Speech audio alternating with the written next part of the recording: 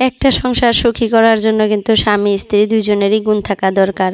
স্বামী স্ত্রী দুইজন মিলেই কিন্তু একটা সংসারকে সুখী করতে পারে। আপনার স্বামীর যতটুকু আয় সে আয় বুঝে যদি আপনি ব্যয় করেন তাহলেই কিন্তু আপনার সংসারটা সুখের হবে। আমাদের সমাজে কিছু কিছু মহিলা এরকম আছে, স্বামীর যদি 10 টাকা ইনকাম হয় সে কিন্তু খরচ করবে হলো 100 টাকা। তো সেই 100 টাকাটা কোথায় পাবে সেটা কিন্তু চিন্তা করে না। এরকম করেই কিন্তু বহুত সংসার নষ্ট হয়ে যায়।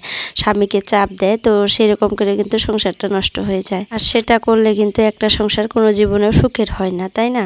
তো যাই হোক, অনেক কথা হবে, অনেক গল্প হবে, তার আগে আমার ইন্ট্রোটা দিয়ে নেই। So hello everyone, welcome back to my channel Nazneen blogs. তো আপনারা কেমন আছেন? আশা করতেছি ভালো আছেন। আলহামদুলিল্লাহ, আপনাদের দোয়া এবং আল্লাহর অশেষ রহমতে আমিও ভালো আছি। তো আজকে আমার ভিডিওটা যে যেখান থেকে দেখতেছেন, কাছে দূরে, দেশে এবং দেশের বাইরে, সবাইকে জানাই অনেক অনেক ধন্যবাদ। আর আমার ভিডিওটা যদি কোনো অংশে ভালো লাগে প্লিজ একটা লাইক দিয়ে পুরো ভিডিওটার সাথে থাকবেন। তো এই তো প্রত্যেকদিনের মতো আজকেও সকাল ঘুম থেকে উঠে কিচেনে চলে গেছি। আর আজকে হলো রবিবার, আমার ছেলের কিন্তু স্কুল বন্ধ আছে। তো আজকে ঘুম থেকে উঠতে একটু লেটই হয়ে গেছিল। আর আমার ছেলের স্কুল বন্ধ থাকলে কিন্তু আমি একটু লেট করেই উঠি, যার জন্য কাজগুলো দেখা যায় যে পিছিয়ে যায়। তো যাক, আজকে কিন্তু সকালে রান্নাবান্নাগুলো আপনাদের সাথে শেয়ার করতে পারিনি। তো সকালে কিন্তু আমি ঘুম থেকে উঠে আগে দুপুরের জন্য রান্না করে নিছি। একটু মাংস ছিল ফ্রিজে, মাংস দিয়ে কোমর দিয়ে রান্না করছি। আর এ পাশে রুটি করে নিয়েছিলাম ব্রেকফাস্টের জন্য। তো আমার হাজব্যান্ডের আমার কিন্তু খাওয়া শেষ, আর আমার সোনা বাবাটা এখনও খাইতেছে। তো খাওয়া দাওয়ার পর সে পড়তে বসবে। আর আমার এই ফাঁকে দেখেন বিছানাটার কি অবস্থা হয়ে গেছে। সকালে ঘুম থেকে ওঠার পর না আমার বিছানাটার দিকে তাকাইলে আমার খালি মাথাটা ঘুরে, জানেন, এরকম অবস্থা হয়ে থাকে। তো সেটা পরিষ্কার করতে প্রায় 10-15 মিনিট লেগে যায় আমার, এতটা নোংরা হয়ে যায়। মানে বিছানার মধ্যে বালিশ, কেথা, তারপরে মশারি এগুলা দিয়ে একদম ভর্তি হয়ে থাকে। সবাই যেহেতু একটা বিছানায় ঘুমায়, তো বিছানাটার অবস্থা একদম শেষ হয়ে যায়। তো যাই হোক, একটা একটা করে কাজ করতেছি। তো এই পাশে চা খাওয়া শেষ, ভাবলাম যে বিছানাটা আগে গুছিয়ে নেই। সকালে উঠে যদি আমি বিছানাটা না গুছাই, যতবার আমি বিছানাটার দিকে তাকাবো ততবার আমার কেমন জানি মনে হয় যে সব কাজই মানে আছে, আমার কোনো কাজই করা শেষ হয়নি। মানে মাথার মধ্যে কেমন জানি কাজগুলা ঘুরপাক খায় এরকম লাগে। সব কাজ করার পরেও বিছানার দিকে তাকালে আমার ভালো লাগে। যার জন্য কিন্তু আমি সকালে উঠে আগে বিছানাটা পরিষ্কার করে নিই। বিছানাটা গুছিয়ে আস্তে আস্তে দেখেন এই পাশে এসে দেখি আমার দুষ্টু বুড়িটা এত দুষ্টুমি করে কি আর বলবো। মানে তার মানে এলোমেলো দেখলে আমার মাথা জাস্ট ঘুরায় খালি। এক পাশে আমি গুছিয়ে আসি আর এক পাশে এলোমেলো করে। কয়টা হাগিস ছিল মানে প্যাকেটের মধ্যে হাগিসগুলো বের করে ফালিয়ে দিছে। তার বাবার লুঙ্গিটা সুন্দর করে ভাঁজ করে রাখছিলাম, সেটাও দেখেন ফালিয়ে দিছে। তারপরে এরকমই করে, মানে আমার বাবাটা, আমার ছেলেটা যখন ছোট ছিল এরকম দুষ্টুমি করে নাই, কিন্তু আমার মাটা যে এত দুষ্টু হয়েছে মানে কি আর বলবো, কিছু বলতেও পারি না। ওদের বয়সটা এরকম করা এখন, তো সেটা বুঝি যেহেতু কিছু করার আর কিছুই নাই। আর এখন যেহেতু মানে ওরা জিনিস একটা চিনবে, দেখবে, এরকম করবে, এটাই স্বাভাবিক। তো যাই হোক, আমি এক পাশ থেকে গুছাই, সে এক পাশ থেকে এলোমেলো করে। আর আমার পিছন পিছন এইভাবে ঘুরবে সারাটা দিন। যে পর্যন্ত না ঘুমাইছে ওই পর্যন্ত বাড়ির মধ্যে আমি যেদিকে যাব ওই দিকেই পিছন পিছন ছুটবে। ওই যে আমি কিচেনে গেলাম দেখেন পিছন পিছন গেল, আবার বের হয়ে আসবে, এরকম করবে। তো সারাটা দিন এইভাবে আমার মানে আমাকে নজরে নজরে রাখে, আমি যেদিকে যাই ওই দিকেই যায়। তো আমার বাবার কিন্তু ব্রেকফাস্ট করা শেষ, টেবিলটা সুন্দর করে পরিষ্কার করে মুছে নিল প্রত্যেক দিনের মতো। যেহেতু আজকে সানডে, সে বাড়িতেই থাকবে, এখন পড়তে বসে যাবে। আর আমার মাটা দেখেন এখানে আয়সা শুশু করে দিছে, দেখছেন। আর শুশু যদি করে দেয় সেখান থেকে একটু লড়চড় করবে না, এতটা বুদ্ধিমতী। মানে লড়চড় করলে যে তলে পানি থাকে, তো ঠ্যাংটা যদি পিছলে পড়ে যায় তাহলে তো দুঃখ পাবে, ব্যথা পাবে। তো তার জন্য চুপ করে দাঁড়িয়ে থাকবে, যখন আমি আয়সা প্যান্টটা খুলে দেবো তখন সে শান্তি। আর দাঁড়িয়ে দাঁড়িয়ে কান্না করতে থাকবে, আমাকে ডাকবে, এরকম। 1 বছরের মেয়ে এতটা যে চালাক, আমি কত টাইমে না অবাক হয়ে যায়, জানেন। তো যাই হোক, ওইদিকে কিন্তু আমার হাজব্যান্ড দোকানে চলে গেছে, আর আমার যেহেতু রান্নাবাড়ি শেষ। আর আমি কিন্তু সবজিটা ওই যে কড়ার মধ্যে রেখে দিচ্ছি, যেহেতু একটু মাংসর সবজি, সেটা খাওয়ার সময় গরম না করলে কিন্তু খাইতে ভালো লাগে না। তার জন্য কড়ার মধ্যে রেখে দিচ্ছি। আর টেমাগুলো সুন্দর করে পরিষ্কার করে মুছে নিলাম। আর এখানে ফ্রাই প্যানে যে আমি আমার মেয়ের জন্য সাগুদানা ভিজিয়ে দিলাম, একটু পরে খাওয়াবো, তো তার জন্য আগে ভিজিয়ে রাখলাম। আর আজকে মেশিন থেকে এখন পর্যন্ত আমি কাপড় বের করি নাই, সব কাজ করছি, এই কাজগুলো আমি রেখে দিচ্ছি। তো এখন কাপড়গুলো বের করে নেই। বেসিনের মধ্যে কিন্তু বহুতগুলো থালি বাসনও আছে, সেগুলোও ধুতে হবে।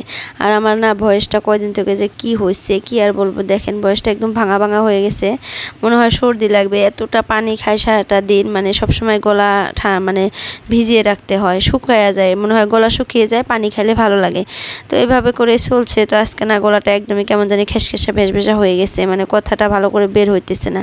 তো ভয়েস ওভার করতে এসে একটু অসুবিধায় পড়ে গেছি, তারপরেও তো করতেই হবে। আপনাদের সাথে ভিডিও শেয়ার না করলে যেহেতু আমার একদমই ভালো লাগে না, যেমন করেই হোক ভালো মন্দ মিলিয়ে আমি একটা ভিডিও মানে আপলোড করতে পারলেই খুশি, বুঝছেন। তো আপনারা হয়তো দেখেনি, আমি প্রত্যেক দিন কিন্তু রেগুলার ভিডিও আপলোড করি। আমার যত অসুবিধায় থাক, যত প্রবলেমই থাক, তার মধ্যে দিয়েও কিন্তু আমি ভিডিও আপলোড করি। আর একটা সংসারে কিন্তু সুখ দুঃখ আর মানে খারাপ ভালো সব কিছু মিলেই কিন্তু একটা সংসার, তাই না?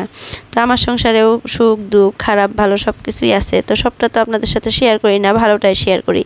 খারাপটা মানুষের সাথে শেয়ার না করাই ভালো। আজকাল যুগে যে যুগ, খারাপটা শেয়ার করবেন মানুষ উপহাস করবে, আর যদি ভালোটা শেয়ার করেন তাহলে মানুষ জ্বলবে। তো যাই হোক, আমি ভালোও শেয়ার করি না, খারাপও শেয়ার করি না, আমার লাইফ স্টাইলটাই শেয়ার করি। আমি সারাদিন কী কী কাজকর্ম করি এগুলাই শেয়ার করি। এতে জ্বলার মানুষের কিছুই নাই আমি মনে করি আর কি। ঘরে যে কাজবাজগুলাই করি এগুলো শেয়ার করি, তাই না? তো কিচেনে কিন্তু মোটামুটি পরিষ্কার করা শেষই হয়ে গেল। তো কাপড়গুলো বাইরে বের করে আনছি, আর আমার বাবাটা কিন্তু পড়তেছে। তো ভাবলাম যে রোদও উঠে গেছে প্রায়, আর আজকে উঠানটা কিন্তু আমারই ঝাড়ু দিতে হবে। তো এখন পর্যন্ত আমি উঠানটা ঝাড়ু দিতে পারি নাই, কারণ ওই যে আমার মাটা পিছন পিছন ঘুরতেছে, আর আমার হাজব্যান্ডও তো দোকানে চলে গেছে। আর আমার ছেলের যেদিন স্কুল না থাকে না, একটু লেট করে উঠি, আর ওঠার পরে দেখি যে এরকম কামগুলো মানে সব বাসা বেঁধে থাকে। তো এই কাজগুলো করতে করতে না কতটা আমি মানে খারাপ লাগে, একটু বসে থাকি। তো ওই দেখেন আমার ভাসুরের ছেলে আমার সোনামাটাকে নিয়ে ঘুরতেছে। তার মা বাইরে গেছে কাপড় লেড়ে দেওয়ার জন্য, আর সে পরাবাদ দিয়ে বাইরে চলে আসছে, আর এসে এইভাবে ঘুরবে। তো যখনই দেখবে তার মা আসতেছে দৌড়ে যা পড়তে বসবে, এরকম মানে ফাঁকি, খালি ফাঁকি।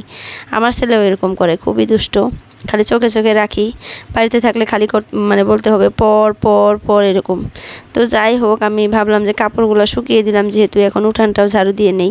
আর উঠানের মধ্যে অতটা নোংরাও নাই, খালি আজকে বালু উঠছে, মানে মাটির তল থেকে না মনে হয় একটা পোকা, কি পোকা মাটি খায় তল থেকে, আর উপর দিয়ে মনে হয় পায়খানা করে দেয়, মাটিগুলো কেমন জানি ভুসভুসি হয়ে বের হয়ে আসে। তো সেগুলাই খালি ঝাড়ু দিয়ে নিতেছি। তারপরেও বাসি উঠান ঝাড়ু না দিলে তো হয়ই না, খারাপ লাগে, দেখতেও খারাপ লাগে আর নিজেরও খারাপ লাগে। তো যার জন্য ঝাড়ু দিয়ে নিলাম। আর আমি কিন্তু একটা ফার্স্টেই কথা বলছিলাম যে সংসার একটা সুখের হয় কিন্তু স্বামী স্ত্রীর গুণে। আপনারা কতটুকু সুখ ঠিক মনে করেন জানি না, কিন্তু আমার কাছে কিন্তু 100% সঠিক। তো যাই হোক, বিস্তারিত বলবো। তো এই ফাঁকে দেখেন আমি আমাদের মানে মিস্ত্রি ভাইয়া না, আজকে মানে লেট্রিনের ট্যাঙ্কি করার জন্য 4 জন মানুষ আসছে। তো তাদের জন্য চা রেডি করলাম বিস্কিট আর টস দিয়ে। তো তাদেরকে চাটা দিয়ে আসি। তো যাই হোক, একটা সুখের সংসার গড়তে কিন্তু স্বামী স্ত্রী দুজনেরই অবদান থাকা দরকার আমি মনে করি। যেহেতু আমি সংসার করতেছি 7 বছর থেকে, আমার স্বামী যদি আমার কথা না শোনে, বা দুজনের মতামত যদি এক না হয়, বা আমার স্বামী যদি ভালো না হয়, খারাপ হয়, তাহলে কিন্তু আমাদের সংসারটা সুখের হবে না। সবসময় দুঃখ কষ্ট লেগেই থাকবে। আর আমিও যদি ওরকম হয় যে আমার স্বামীর মানে ইনকাম হলো 10 টাকা, আমি খরচ করতে চাই 20 টাকা, তাহলে সুখের হবে কি? হবে না, কিন্তু দুঃখী মানে সারা জীবনই দুঃখ থেকে যাবে। তো তার জন্যই বললাম যে স্বামী স্ত্রী দুইজনের কিন্তু অবদান থাকে একটা সুখের সংসার করতে, তাই না? স্বামী স্ত্রী দুজনেকে কষ্ট করতে হয়, দুজনেকে স্যাক্রিফাইস করতে হয়, তাহলে কিন্তু একটা সুখের সংসার গড়া যায়। তাই বললাম যে স্বামী স্ত্রী দুজনেকেই মানে মেনটেন করতে হয় একটা সংসারকে সুখের করতে।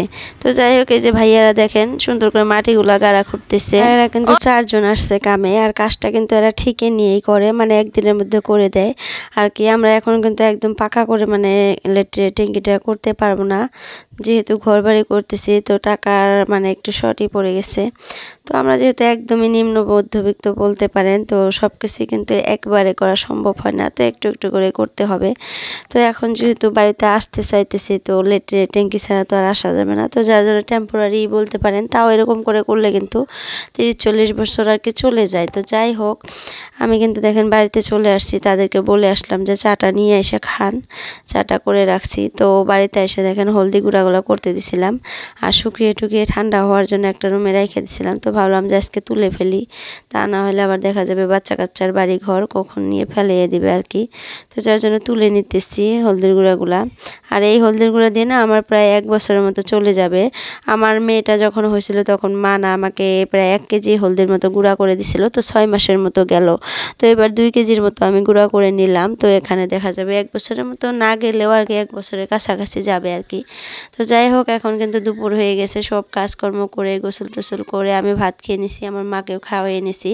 আর এই ভাইয়াদেরকে না আমি আমার সাধ্য মতো মানে কিছু খাওয়াইতে মানে খাইতে দিছি, একটু ভাতই খাইতে দিছি আর কি।